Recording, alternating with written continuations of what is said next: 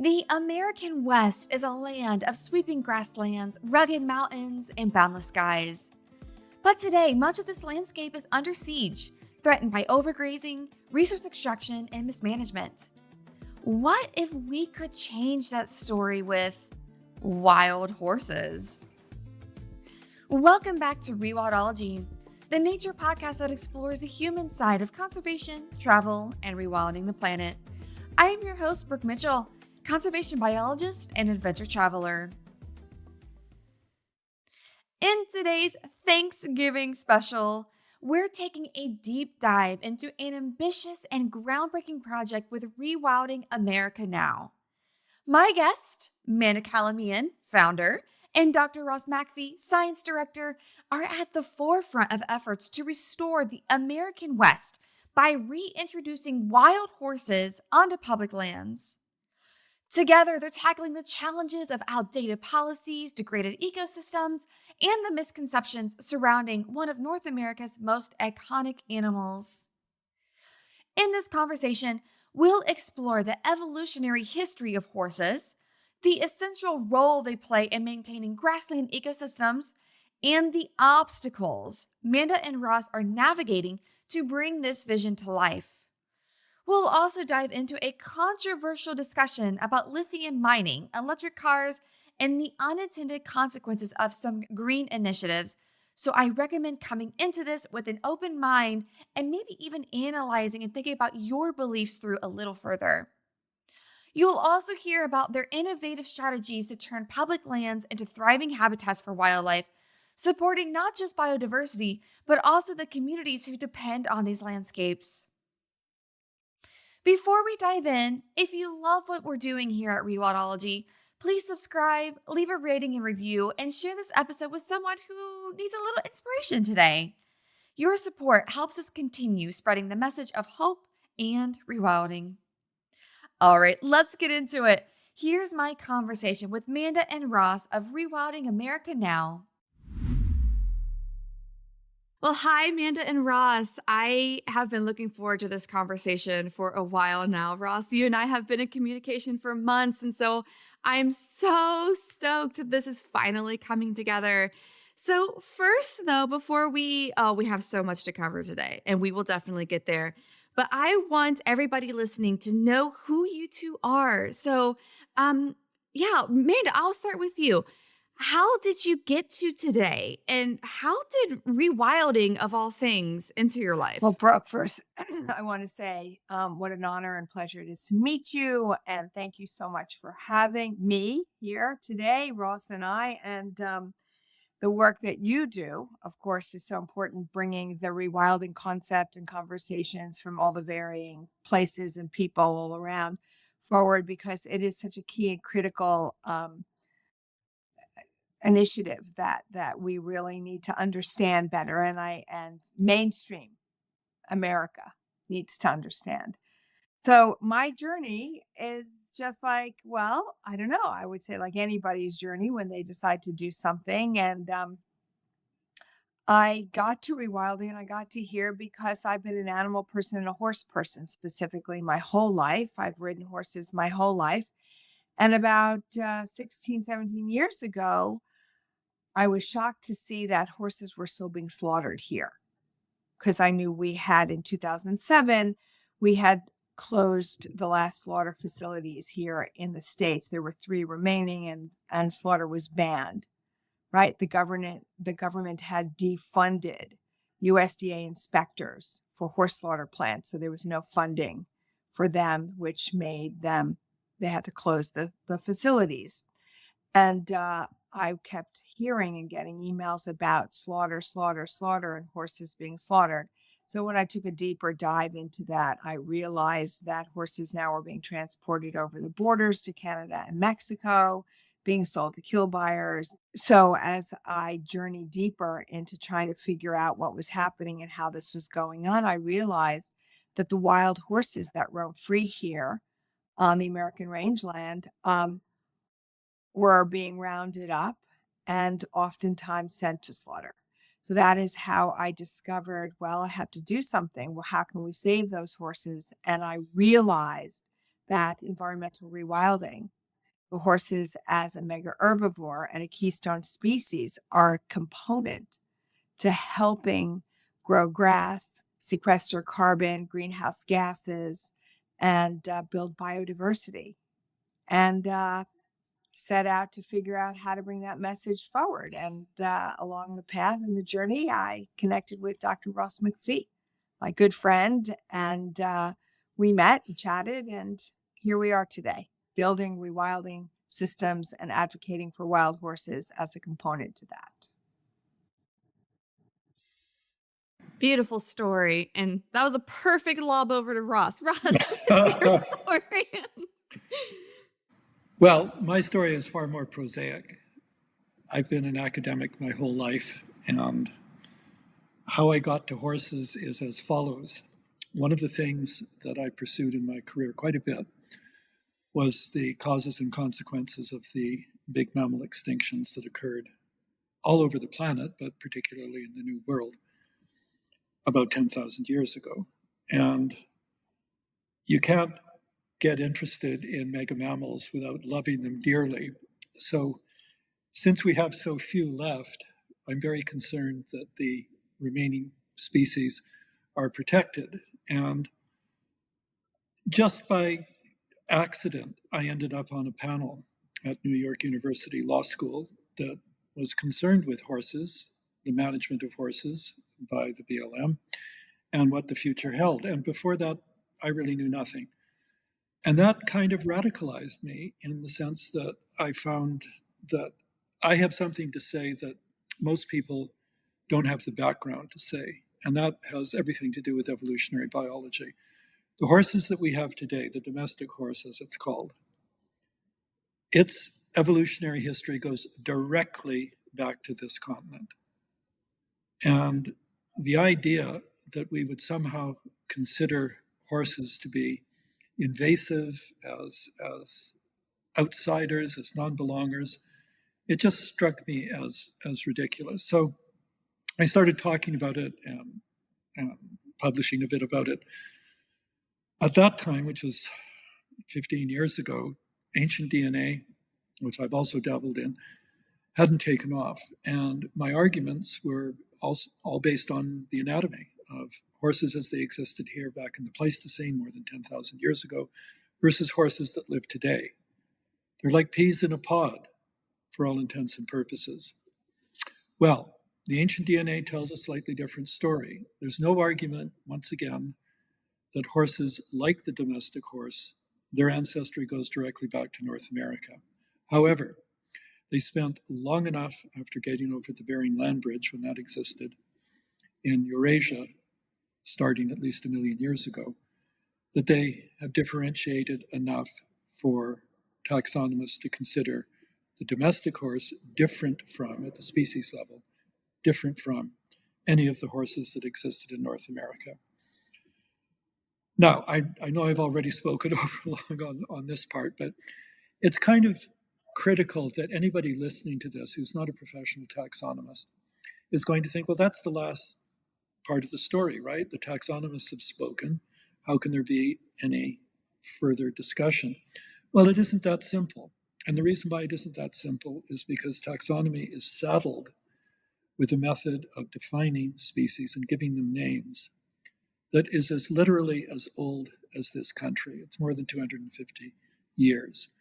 And although there's been improvements and adjustments and refashionings and all of that kind of thing, we still refer to species by their individual names. So in the case of the domestic horse, it's Equus caballus. And if you give a different name to the species that used to live here, that became extinct here, then that's like a wall that divides them. And it's not the case. They have an immediate ancestry in common. Regrettably, taxonomic language as it exists now does not give you that. You have to dive for it. You have to make what amounts to a special study in order to understand how taxonomists have viewed these relationships over time. And where I am right now is that I respect and recognize the results of the DNA work, and I am not asserting anymore that the domestic horse is the same as the horses that used to live here up until a few thousand years ago. However, I am underlining the fact that they have the same origin. And that is what's critical. When we get to talking about how we propose to do rewilding, trophic rewilding in particular, it really doesn't matter that the horses are considered different species. They have the same ecological roles. Fortunately enough, we still have Equus caballus with us. It has a job to do if only we would permit it. And that alone, I think, helps answer a big question that a lot of us have, and that is, are horses native to North America? And just as you said, they started here, like their evolutionary history comes all the way back here. So could you maybe fast forward a little bit in time, since the idea of wild horses seems odd or weird, even though we know that they were here. Like I just listened to the incredible book, Empire of the Summer Moon by S.E. Gwynn, talking about the amazing horse tribes and just the relationship that especially like Comanches and Apaches had with the horse. So they were here. I mean, the horse came here. So could you maybe talk a little bit about that too, so we can have a better understanding of the ecological role? How did horses get back to North America and then become a part of the megafauna that was just part of the natural landscape in the plains? How did that happen? How did they come back? When Europeans arrived here 500 years ago, there were no horses to be seen. At least that's the story. There are many parts of North and South America that have never been studied for this kind of thing, for fossils and so on. So we don't know the full story, but at least the official account, let's put it that way, is that when Europeans arrived, there were no horses. Very shortly thereafter, however, because the Europeans were very keen on exploiting as much as possible, they brought in horses to further their ambitions. Some of those horses escaped, and some of those horses were taken over by indigenous people in at least North America, which is what I'm going to concentrate on. And they did that very early. The record now, thanks to recent research, suggests that began well before the Pueblo Rebellion, so early 16th century. And thereafter, as you said, Brooke, there were some groups, some indigenous groups, that became very serious horse groups, the horse tribes, and stayed that way up until, say, the most recent century or two. And there, they have different stories. They have different understandings of their relationship with horses.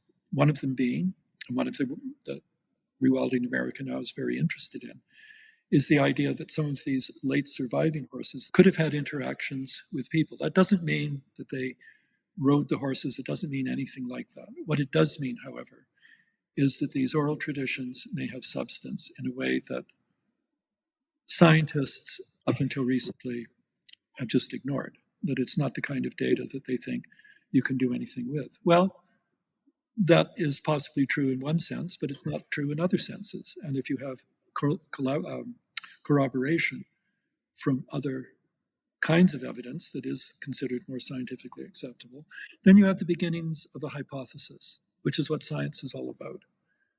The idea that horses survived into much later times gives us a view of what that period was like, which is radically different from what we think now, and suggests that the horses, in this case, wherever they survived, were doing the job that evolution designed.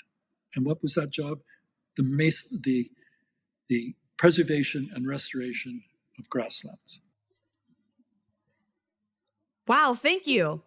Honestly, like it's just been such a big debate, you know? Clearly horses were a part of this ecosystem. They had their role. They were here for a reason, and they fit in like just a puzzle piece that was meant to be here. And then of course the great extirpation of everything in the 1800s, including horses. And so I would then like to bring it up a little bit up to now.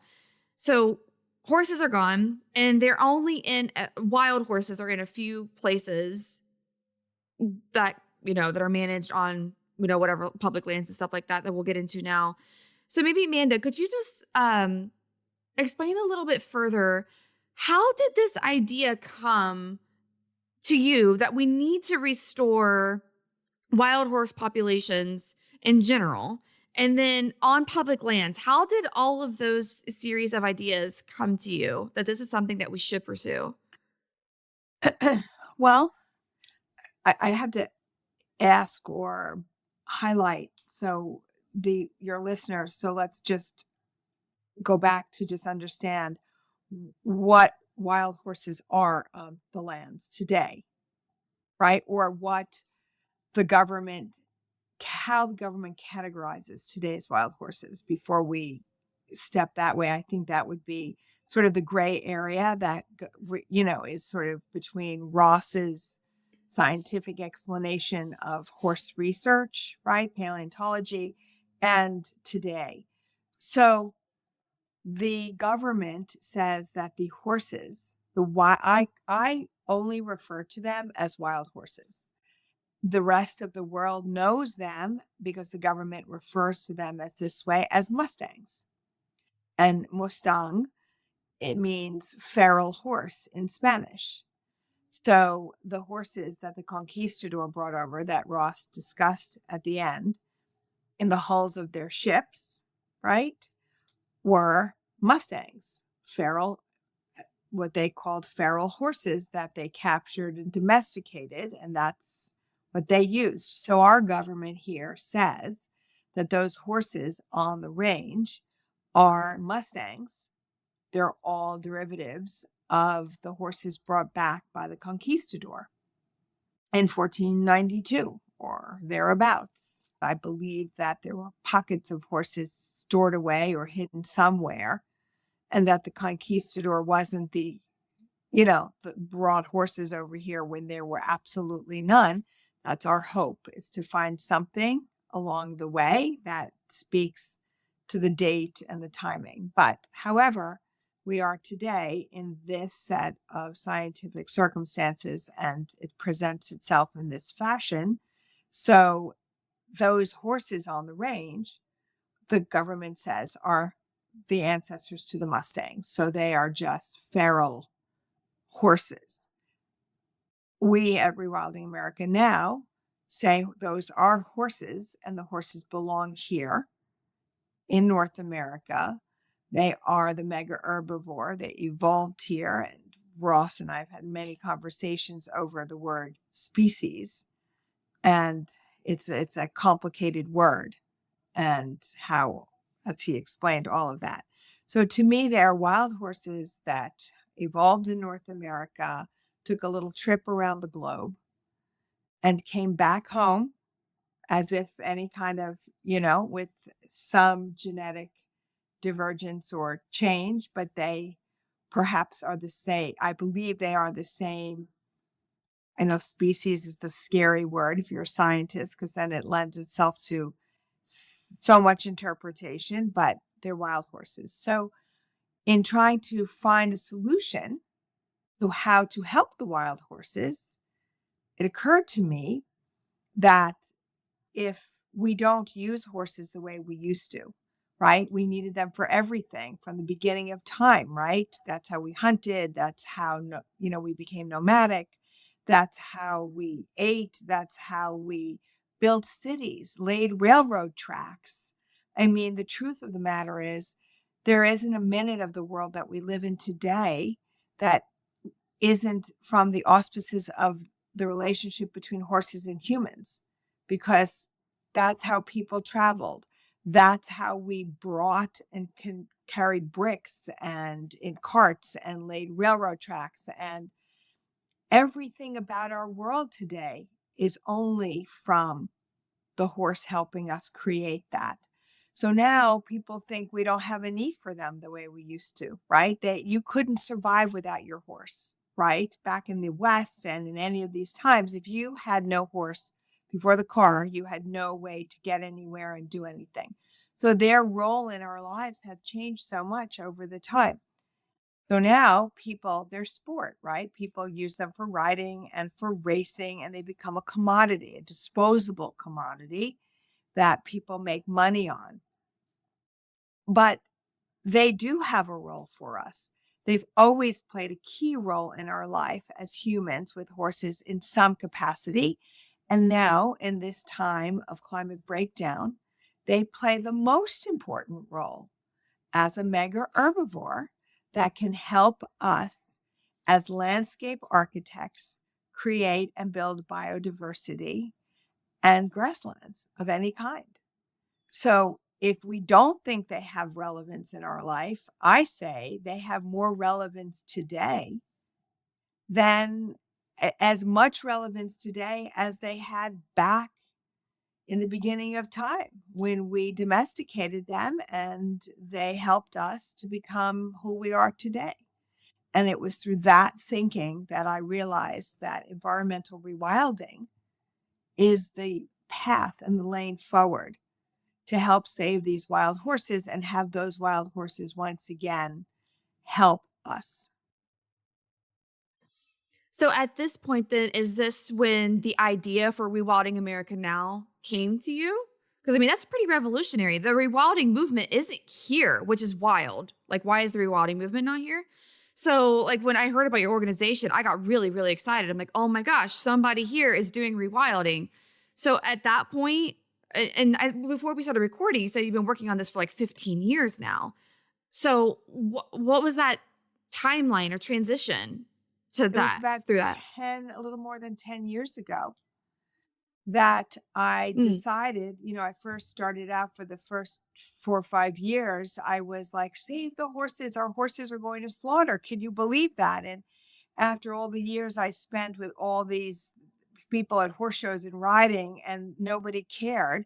And now I'm learning that it's not just show horses, it's ponies at camp. It's anybody who doesn't want to support or pay for the horses at any time, that they just send them off to the kill pens and then get new ones in the spring.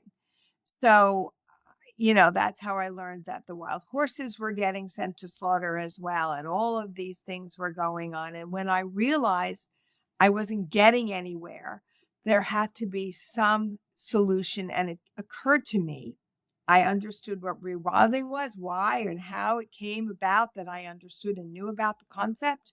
But I said, Native American communities have a lot of land. They've had the relationship with horses from the get-go, and they're suffering. They're in trouble. We need to put wild horses back to Native communities on their lands so they can help those communities bring back tradition, reconnect, heal those people, and in doing so, work to heal the land and bring opportunities and jobs and all kinds of things. And this is how that grew from there. I met the first congressman, former Congressman Steve Israel now, who has been an advisor to the foundation for the last 8, 9 years since he left Washington, and 10 years now, maybe.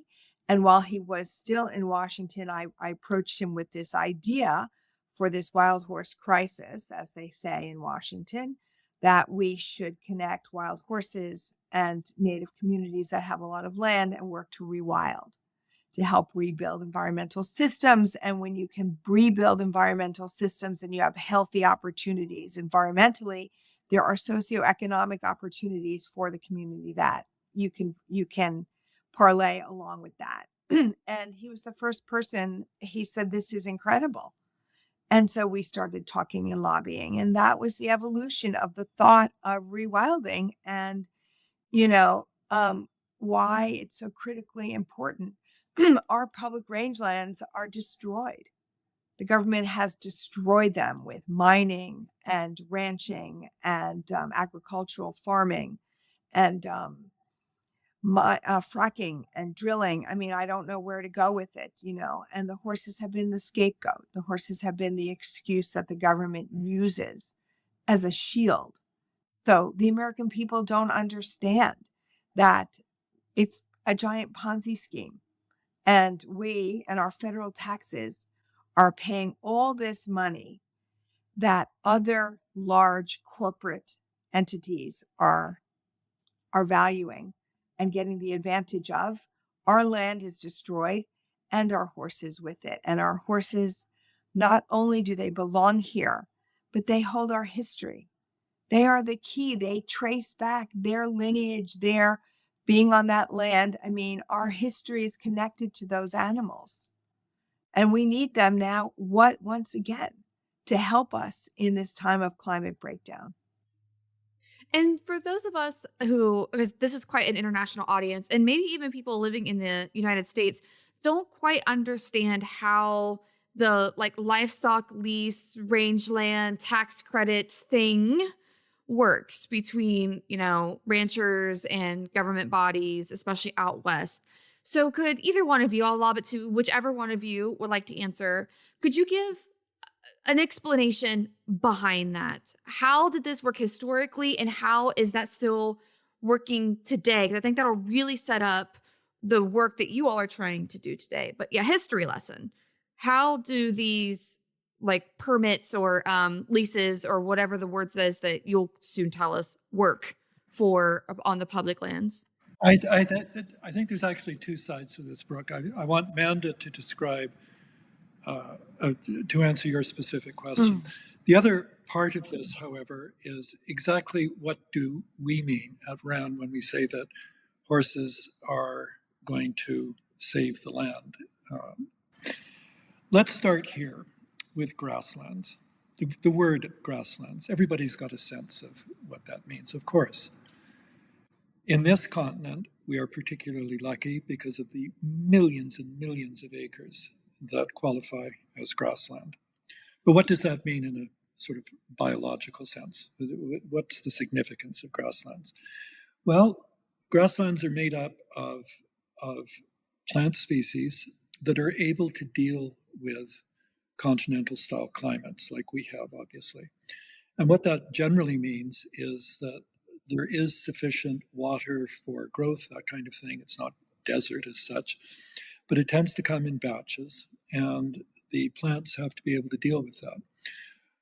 One of the things that grasses can do is, because they're not investing a great deal of their substance in above ground tissues, they can survive in ways that tree type species cannot.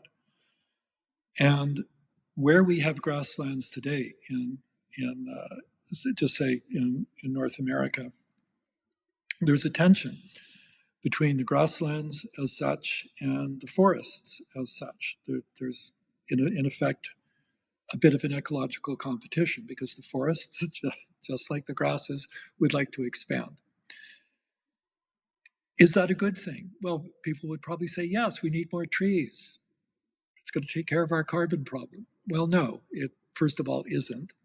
And secondly, you have to have respect for grasslands just as much as you do for forests as ecological centers of diversity. Grasslands have been in existence for about 30 million years. And they characteristically have a very wide array of species that have ended up, or lineages that have ended up becoming adapted to them. Not just mammals, not just vertebrates, but invertebrates of all kinds, microorganisms of all kinds are strongly adapted to grassland conditions. And why would that be important? Well, if you erase them and you erase that part of your biological heritage, then you'd better have something useful to replace it with. And that's the nub of the problem with grasslands in the US right now. In addition to climate change, just talking now about human usage, agriculture and ranching put extremely heavy debt loads on grasslands. For agriculture, of course, you want the grasslands out of there because you're growing cash crops. You don't need them, you think, and you want to replace them. Okay, you do that. And guess what?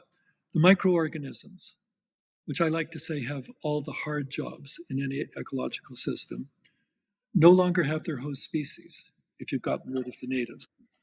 And now you've got soy or wheat or barley, whatever it is you're growing, as monoculture. So there's no diversity, and there's nobody who used to live there to give you the opportunity you as a microorganism used to have. Is that a bad thing? Well, it can be, because especially under circumstances like right now, where a very large part of the country, as we're talking in November of 2024, is in a drought. I'm not saying it's an unprecedented drought, but it is a huge drought that is principally affecting the central part of the country and is going to have a very pronounced effect on agricultural production. What does that in the end mean? Well, it may well mean that agricultural production is less and less possible in those areas where it used to be. So then what do? You've killed all the grasses and the perennials that used to live there that are native. Agriculture is fundamentally extremely water demanding and attention demanding. You're going to end up with wasteland that is not as productive as it should be, can't be, for the reasons that I just outlined. Now enters the herbivores. The reason why the grasslands were so productive in eons past was because you had these machines, these biological machines, the really big herbivores coming in at 1,200 pounds or better, who had to eat a commensurate amount of food every day just to get the organism in good shape. And what that meant was that you had a vast capacity to overturn nutrients, to add nutrients back to the soil instead of just extracting them. What that meant was perfect conditions for not only the species that were already there, but any species that wanted to make an introduction and come in and take over. And that's in fact what has happened in the past with invasive species in many of our grasslands. Ones that we brought in because we thought they were better for our purposes, which means getting those cows fatter as quickly as possible before you take them off the land with all their nutrients and send them to slaughter. Now, if you take the view that megaherbivores have this role, then the next question is, well, can any megaherbivore do the role? And the answer to that is pretty well yes, but it may come with some baggage. Let's just look at the two most important species that we can talk about in this context. One is cows, Bos taurus, and the other one is the horse Equus caballus. Cows are very good at processing. They're adapted to it. This is their thing. And one of the ways in which they are so efficient is because they ferment the plant food that they're bringing into their bodies and therefore extracting the maximum amount of energy that they can from this material. They do that in their complicated system of stomachs, which probably people have heard about. But all I'm going to say is that that's called foregut fermentation. And that's what they do. And that's a very good thing from the point of view of what I was just talking about, the recycling of nutrients. A downside for cows and for other members of its particular family, the Bovidae, is that they're also methanogenic as part of the fermentation process. So they give off extraordinary quantities of methane, which is a greenhouse gas, which has all of the issues connected with greenhouse gases that we've all heard about. So that's a deficit in addition to the positive. Now about horses. Horses have much more primitive guts. They're much like us. They don't have this complicated series of stomachs. But they do a certain amount of fermentation, but they do it in a specialized part of the small intestine called the cecum, which is equivalent to our appendix. And you don't have methanogenic bacteria there to cause the problem that cows do. So horses process the food, turn it over in a sense that is similar to cows, but without that particular downer represented by the release of greenhouse gases. What has been suggested by people who study this in great detail, and there's some very authoritative papers that have come out in the last couple of years on this, who've looked at every kind of herbivore of size, the big ones, and have said, it really makes no difference, really. It may from a management point of view and from many other points of view, but they're doing the same job. And at Rewilding America Now, the argument we're making is that we are not against cows. There is no point in being against cows. We don't need to have that fight.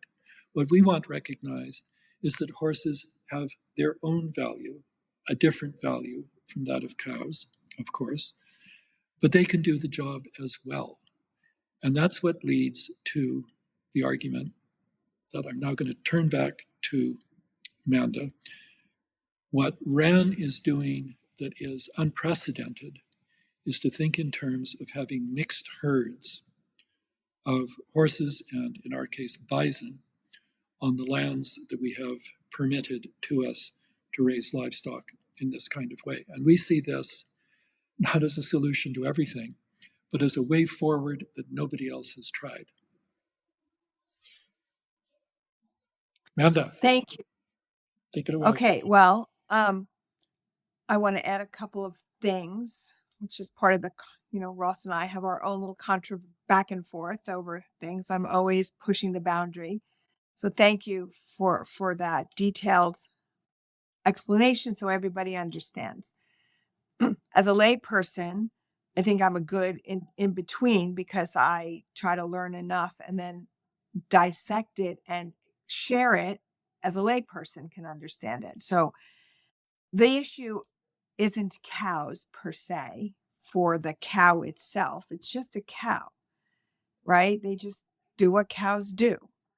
It's the way the people manage the cows on the land, right? So when people are against cows, against overgrazing, against this, against that for the cow, but it's not the cow, right? It's how the cow is being managed in itself, right? The only thing I will, my little push and pull here about the horses are, I think they process faster than cows. And I think there are also little other components, how the varying two mega herbivores, how they eat grass. Horses eat grass one way, cows eat grass another. Do cattle pull out more of the root of the grass when they're eating than do the horse? I mean, there are small details that differentiate the two, right? Horses have longer legs. They can travel a little differently. Ross and I have had conversation. They would succeed in varying locations that they could travel up a little higher elevations and plains. So, cattle, as much as properly managed, could help grow grass as well. The horses have a different component to being able to grow grass with more diversity, I think, from an outside perspective and a lay perspective, without getting into the detail of the minutia. There's more of an overlay. They can survive in different kinds of terrain, different kinds of temperatures. They're very hardy. We work with somebody that says they are the quintessential Ice Age mammal. I don't know if that's true or not true, because they evolved from here. So, they're different, yet the same, yet, less methane emissions, right? I think that's the thing. Isn't that the thing? So it's how the government manages our lands. So to circle back, we want to just give everybody a broad strokes understanding and overview of permits and what's happening with the rangeland and how that works. Is that what we're doing? Okay. Yes, please. Yes, But I please. just think it's important that people understand, because it's always cattle against horses. That's always if you know nothing, that's the only thing you will know. So we need to be clear on, it's not cattle, It's the management of the cattle, right? And then the horses get in the way of the land. So basically, I mean, there are, oh my God, it's something like 600 million acres of public rangeland that belongs to the American people, right? All over here. And this is why, I think you talked about Europe briefly. You touched on people in Europe and rewilding, and they don't understand this because Europe doesn't have public land the way we do here in the States, right? Most of the land used for rewilding were farms that were privately owned, that were abandoned, or that they lease today. We, the American people, own. We do. The public rangeland belongs to the public, and the government is tasked to manage it. So the Department of the Interior has an agency under it called the Bureau of Land Management. And upon the Taylor Grazing Act, that was created to manage the land because there was no management of the land prior to this. People were just using the land, right? It was just vast land separate from the native reservations, and it was being destroyed. So the government decided they should come and industrialize it, right? Well, we'll manage it and then we'll make business out of it, right? And money out of it. So it is now managed. And in 1971, when the government created the American Wild Horse and Burro Act, which said that horses can roam free here in the American West, they created herd management areas, specific locations in every state, all around the state, that they determined could sustain 200 horses here, 100 head over here, 300 over there. But they created that with the vastness of the land, right? The multitude of millions, hundreds of millions of acres that we have to maintain 25 or 26,000 horses in its entirety. And they then said, okay, this land that the Bureau of Land Management manages is going to be used, we'll have it for multi-use for the American people. Multi-use means it can be used for cattle grazing, hard rock mining, fracking, drilling of fossil fuels. It can be used for recreation, for ATV riding around, and for hunting, for the American people to come and hunt. So with all of the multi-use that the government has determined that this land can be used for, you can get leases. If you are a cattle rancher, or you are a large corporation, or the cattle lobby, or the Cattlemen's Association, you have firsthand at getting all the leases to the land, right, in these varying states all across the Western Range. And it was created back in a time where ranching was the way people, right, ranching and farming, and cattle was a mainstay here, and everybody ate meat. That was all we ate. And they invited people from Europe to come over, and they came and they homesteaded. That's how homesteading began. And they said, you come over here, we'll give you some land to homestead, and you can have a permit to some of this land and make business out of it, and we'll build business here in the West. And that's how it all began. And like everything in our government, it is owned by the lobbies. The Cattlemen's Association, the energy resource lobbies, all of these large lobbies control the land. And it's all created. Our system now for this is created to sustain the lobbying, to sustain the lobbies. And how that works is that you have a lease and you have 10,000 acres. And there's a formula that was created back in the 1800s, early 1900s, that determines how much forage, how much grass, or brush, depending on the location, right? We have a project right now that is in a location that doesn't have grass as we know it.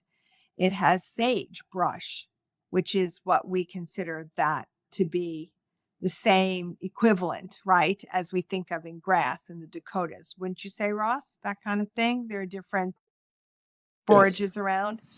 So they determined how much forage a cow and her calf could eat a day. And based on that formula from the early 1900s, they determined how many cattle calf pair can live on the land. The land can hold or sustain. But these formulas have never changed over all the years. They've not changed.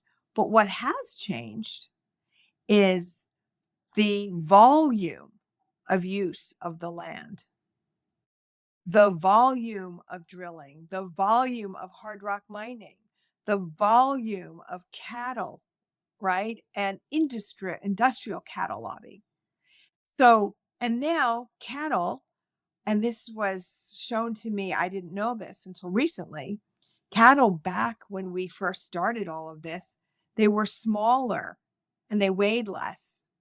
Today, with hormones and technology, a cow that was 400 pounds back in the late 1800s, 1900s, now today they're 800 to 1200 pounds based on breeding and hormones. So a larger cow, of course, eats 2 or 3 times what the cows that the formula was created from back in the beginning ate. So really, it's the system of how everything is working here. It's just the system has never changed because it doesn't want to change. It wants to keep the lobbies happy. There are all kinds of farm subsidies, tax subsidies. Everything is geared to maintaining a ranching lifestyle, a ranching industry. And these small mom and pop ranchers that the homesteading people came over, they are suffering. They are going out of business and have been for years and years and years. It's the large industrial lobbies that have all the land, get all the tax benefits, get all the farm subsidies, and are flourishing. Most of the cattle that is ranched and farmed here in the American West, so much of it doesn't even feed the American people. It's exported, right? And the American people are paying. We pay our federal taxes to maintain these lands. And nobody's getting any advantage of it but these industrial lobbies. So I say, and we here at RAND say, let us let the wild horses that belong to the American people, and let's let the public rangeland that belong to the American people work for all of the American people in their entirety. Let us let those horses act as a mega herbivore the way Ross described them. Let us let them roam the American West. Let us let them help to sequester carbon, build grasslands of wherever location they are at, however the grassland, brushland ecology references, and build biodiversity, bring other animals back, build the forbs, the microorganisms, all the things that we need for a healthy landscape, which in turn becomes healthy lifestyle for the people. It's a cycle and a system. I am not suggesting that we should not use our range for ranching and that cattle should not be an industry. I am suggesting that we find a way to find some balance and let the American people benefit through carbon sequestration, through socioeconomic opportunities in locations where small mom and pop ranchers have gone out. We are out west all over, and you see small communities that are left over that have become depopulated locations that were once thriving homesteaded areas because of the situation. Let us turn a key to a new day and a new time and use our public rangelands and the wild horses to our benefit, working alongside our cattle. But it's not all about cattle. It's not all about mining. It's not all about, it's for the money that these corporate lobbies work with the government and have control of our public rangelands. It's unfortunate the way the circumstances have arisen for this election. The land now is at tremendous jeopardy. Fossil fuel and mining, everything, all of the environmental work that was done over the last 4 years is in danger of being repealed. And this nice picture that I painted for us is now going to it's going to be harder and more fight to keep moving to use some of our public lands for that value. But that is what our work is, and that is what we fight for.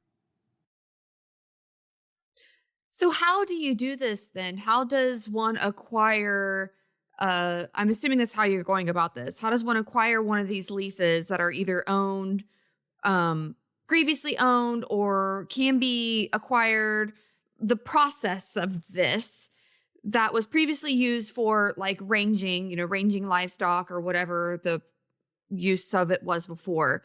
How do we then, or RAN gets it, American people, acquires this lease to then put wild horses on it? What is that process? And then how is the management after that? Well, first of all, the management after that is how you manage it, right? That's your management of your permitted land. So right now, I can share my experience because I have 4 grazing permits. One is on land at the Forest Service, and the other 3 are through the Bureau of Land Management, right? These are the 2 government agencies. One, of course, they're not connected in any way. So the process is different for both agencies, yet relatively the same concept. All the permits somebody was willing, a permittee was willing to sell their permits. They didn't want to they didn't want to cattle graze anymore. This family had homesteaded 2-3 generations, and they were ready to move on. And I don't think they had children to pass it down to who wanted to stay. And this too is an issue, right? A lot of younger people today don't want to stay in these rural communities and live that lifestyle any longer. They want to go to cities and technology. And I know this is also similar in Europe as well, I've heard. So I came along at the right time. I was able to purchase her permits from her.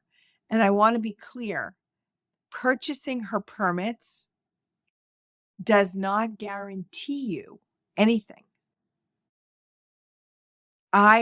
She signed over her permits to me. So now I have 4 permits that are now in my name. I had 4 permits made out for cattle. But I now have to go to the local Bureau of Land Management office in this state and say, I now own these permits are now in my name. I would like to graze cattle. I would like to graze horses here. So if I want to just graze cattle, they have to approve me for that. And the likelihood of being approved for that is very high, where there would be no issue and they would now start the clock. The clock of my permit ownership would start. You own your permits for about 10 years and then they keep renewing over time. I want to change the use to horses. Well, the permits allow you horses, cattle, sheep, or bison. Those are the 4 mega herbivores, the 4 animals that you can use on public land. So now I said, well, I would like to convert my permit to horses. So now I have to go through a very long process, which most people do not. They require a rangeland health process, and then what they call an EA, which is an environmental assessment. So this is a process that takes a year, where I have to hire a science team, a scientist, or however that go to do research on the condition of my land, have to send out what they call a scoping packet, which is I have to ask the community, what is your feeling that I want? What is the community's feedback on changing my permits from cattle to horses? And the Bureau is apprised and part of this process for the year. After about a year, when the process is completed, then they will decide and determine, they'll say, okay, we're going to convert your permit or we're not. And this comes the politics and the lobbying and, do you need a lawyer? And, I am within my rights. I have rights. Every permittee has rights to convert their permit as long as, the range is in good health. And remember, though, all of the criteria for the range is based on data and statistics that is only cows and cattle, and it's from hundreds of years ago. So it is a dysfunctional system. It is not a fair and equal system. It has no current science connected to the system. And it is a system that is geared towards only cattle and sheep. And in today's day and age, with these droughts, and I understand when Ross said, the drought today may not be unique in and of itself, but I would ask Ross, this drought, but is it not the number of droughts that we are having consistently, perhaps make it a little unique in its sense? The varying climate. I'm in the Northeast.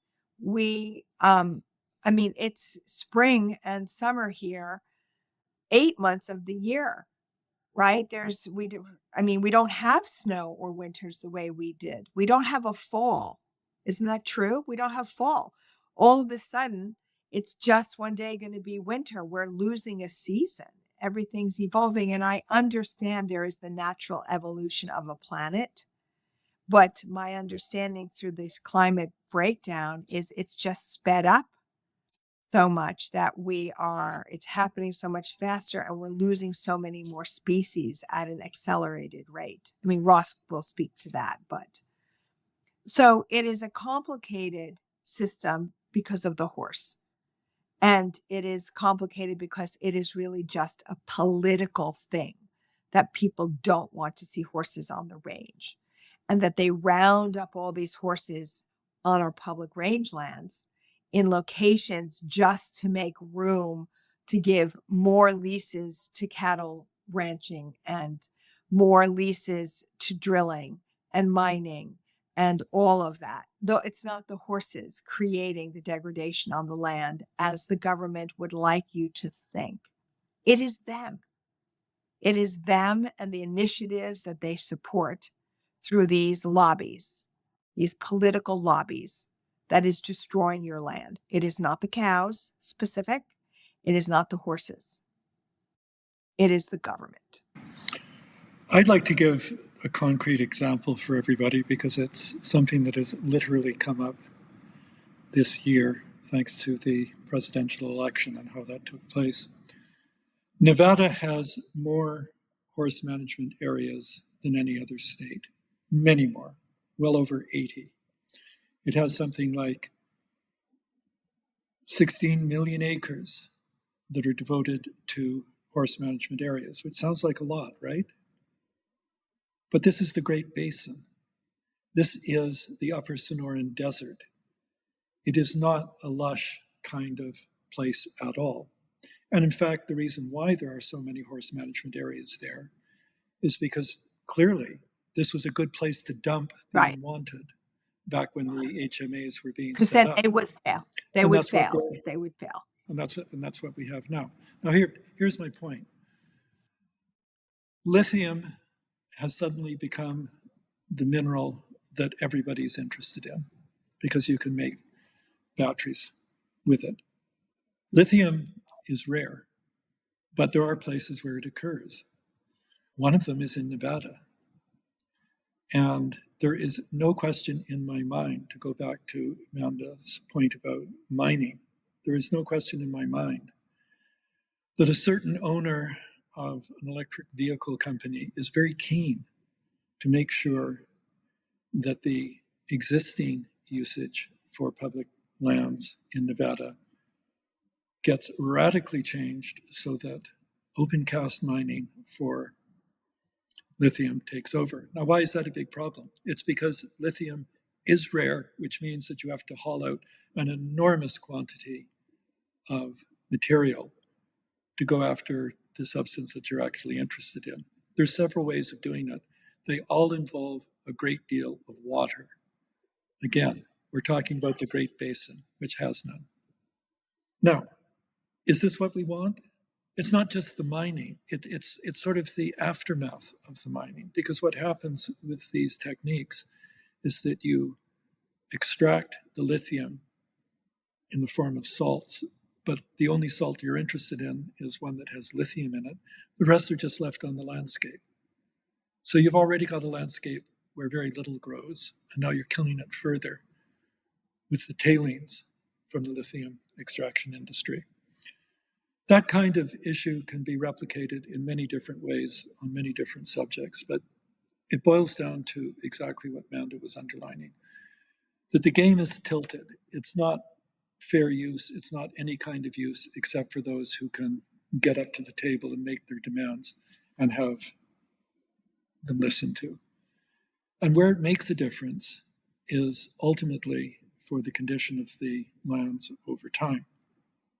If we reopen Western lands to extractive mining on this kind of scale, then future generations are going to pay for it in the sense that those lands will be desecrated. They will not be productive. They will not be anything other than the moonscapes that we have left over.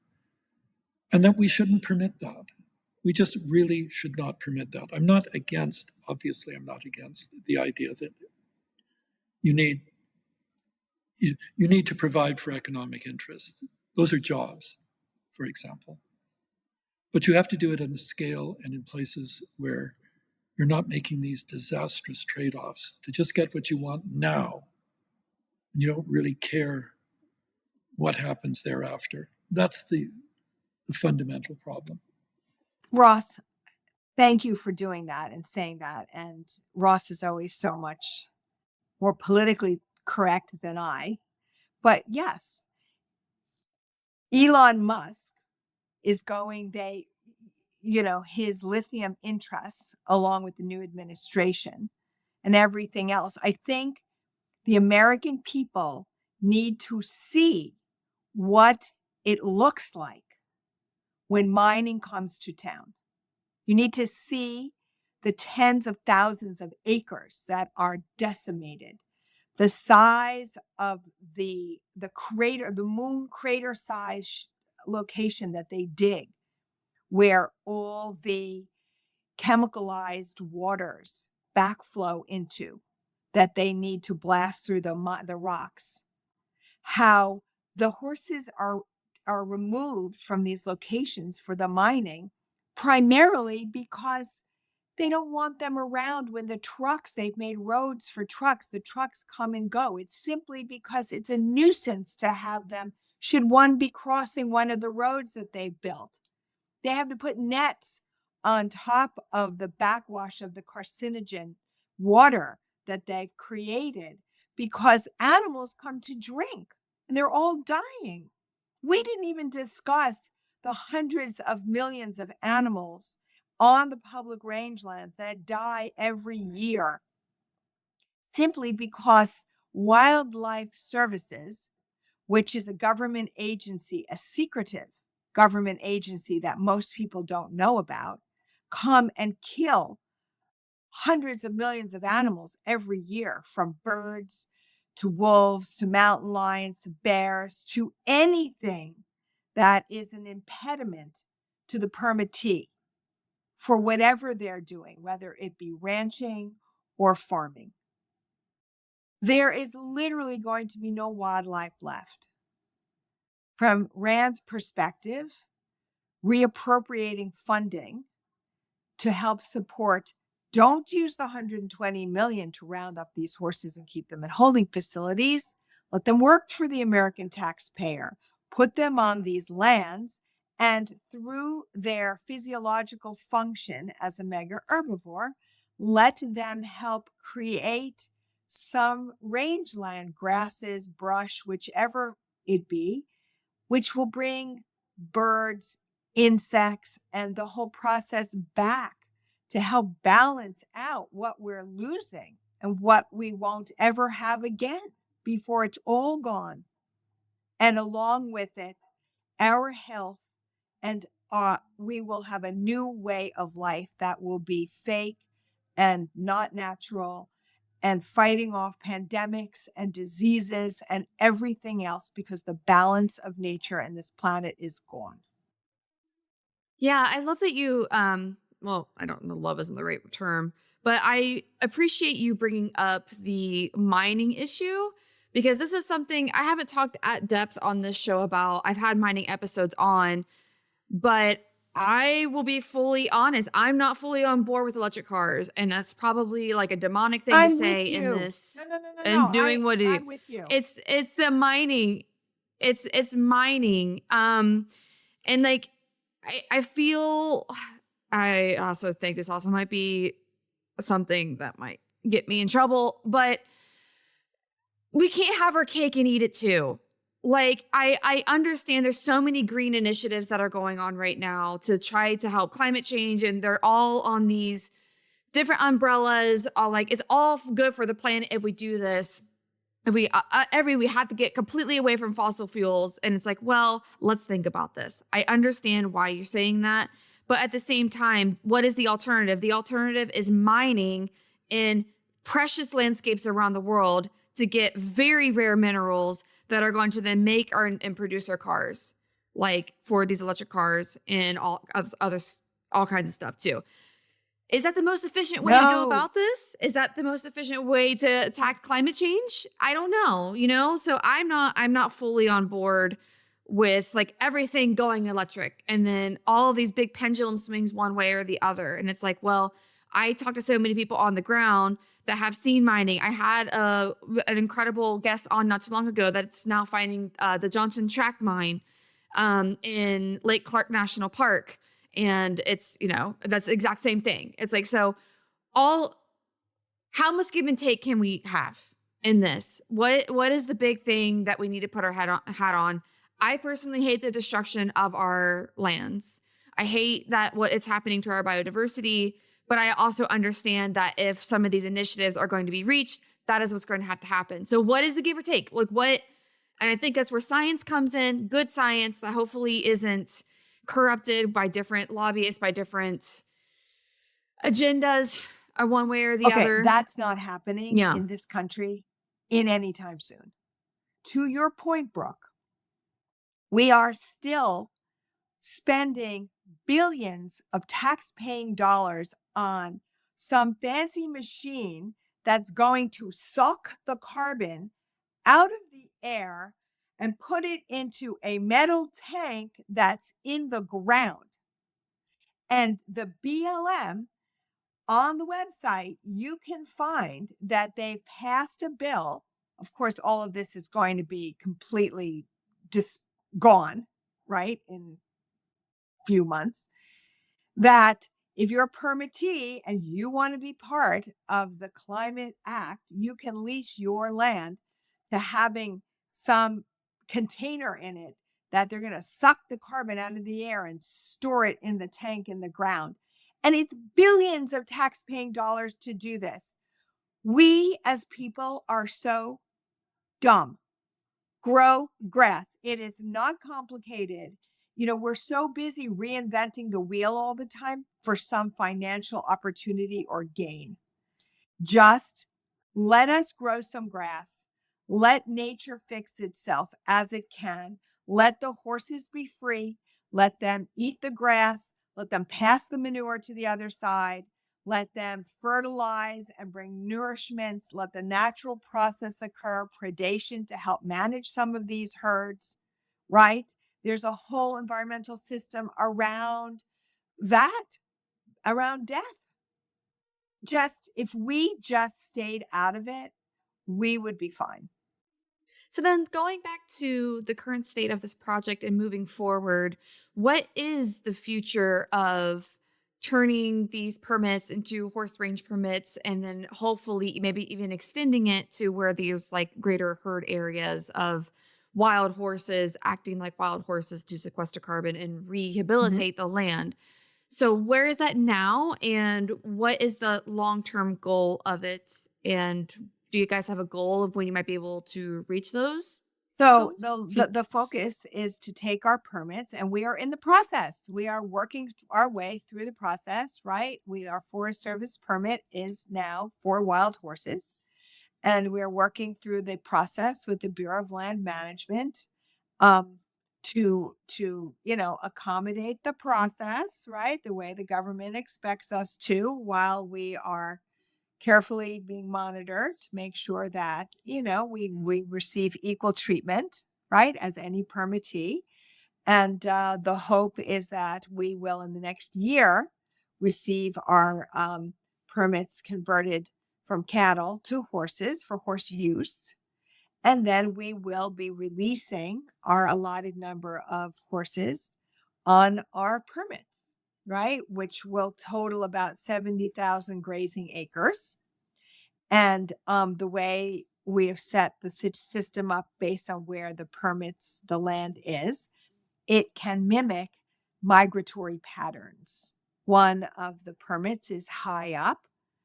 So that is more of a warm weather, summer kind of, animals traverse in different locations, and then they come down to lower elevations in the winter and the cold because it's not as windy and there's usually more forage for all the reasons Ross could explain to you. But so our permits help us to mimic some migratory patterns. So we are very excited and looking forward to hopefully within the year being able to start the process, all the science that we will and the data we'll be able to monitor and watch and see, and how many animals come back to the range, what kinds of other forage will present itself from the horses grazing in a different capacity than the cattle that had been there, right? That land had only been grazed by sheep and cattle for 100 years. So we are so excited to see what surprises lay waiting for us underneath the soil that will remember. We have a native friend, and he said something once, and I think it stuck with all of us. The grass remembers the horse. So back to Ross's original story of the horse evolution from, North America, the grass here remembers the horse. And so we are excited to see and collect the data and the study and have our work be a model and a blueprint, whether it be for this administration or whichever administration moving forward, and any other people and science, and get people motivated in a movement to save land. The horses, we're not just saving the horses. We are saving our land from degradation.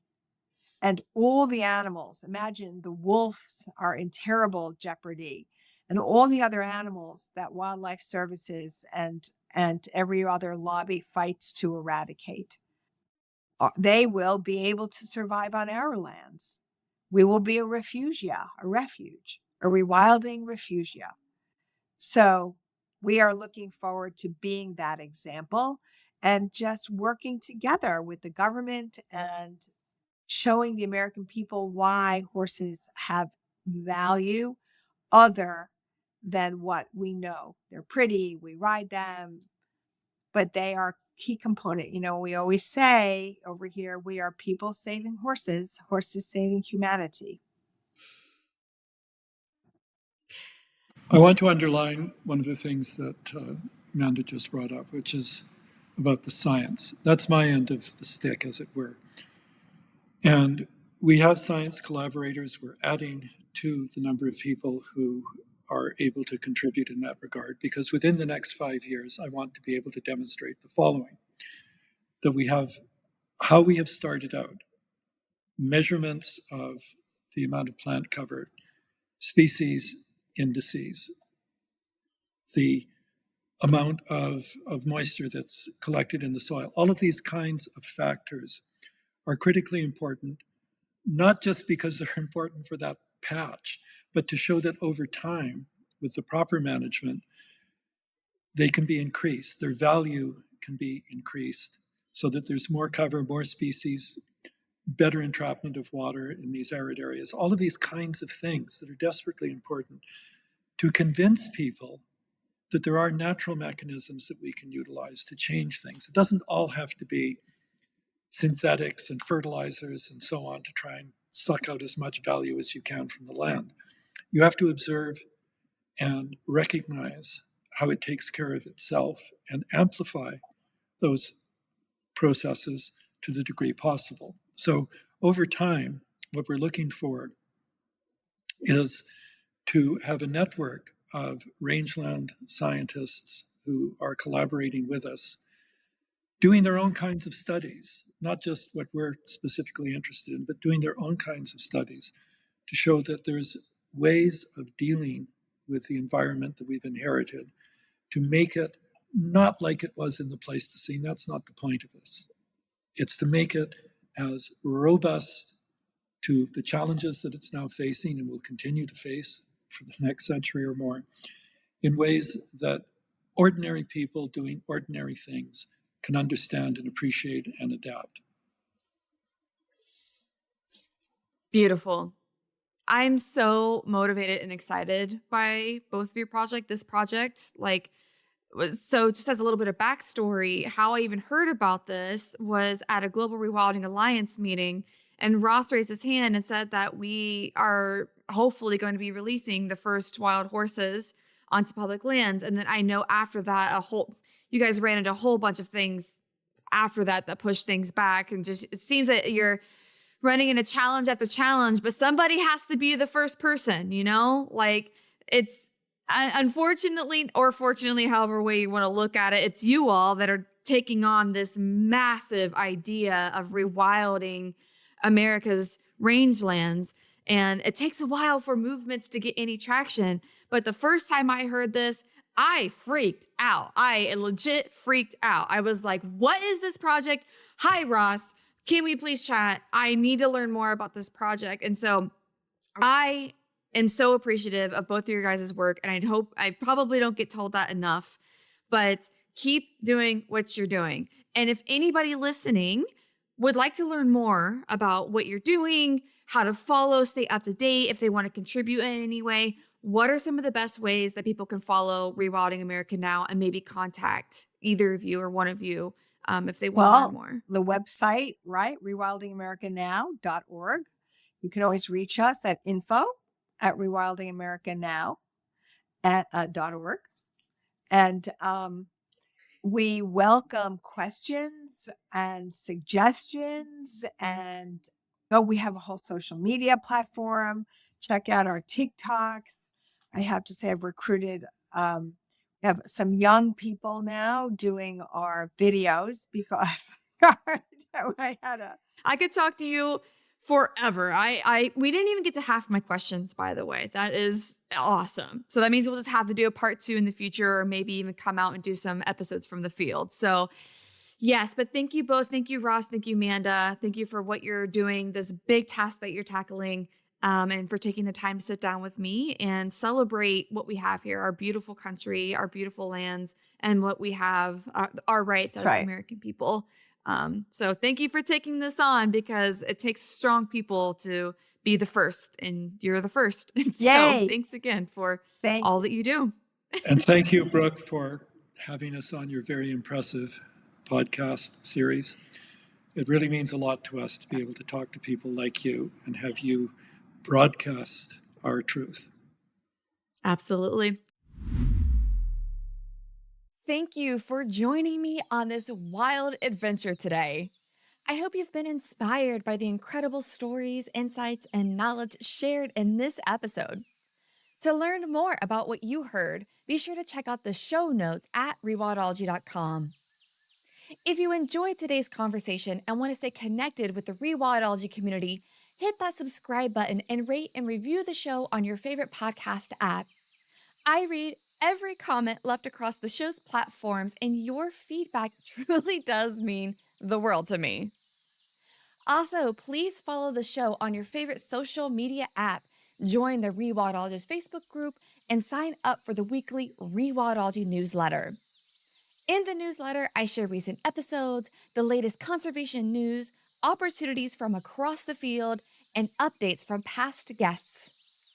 If you're feeling inspired and would like to make a financial contribution to the show, head on over to rewildology.com and donate directly to the show through PayPal, or purchase a piece of swag to show off your rewildology love. Remember, rewilding isn't just a concept, it's a call to action. Whether it's supporting a local conservation project, reducing your own impact, or simply sharing the knowledge you've gained today, you have the power to make a difference. A big thank you to the guests that come onto the show and share their knowledge with all of us, and to all of you Rewildology listeners for making the show everything it is today. This is Brooke signing off. Remember, together we will rewild the planet.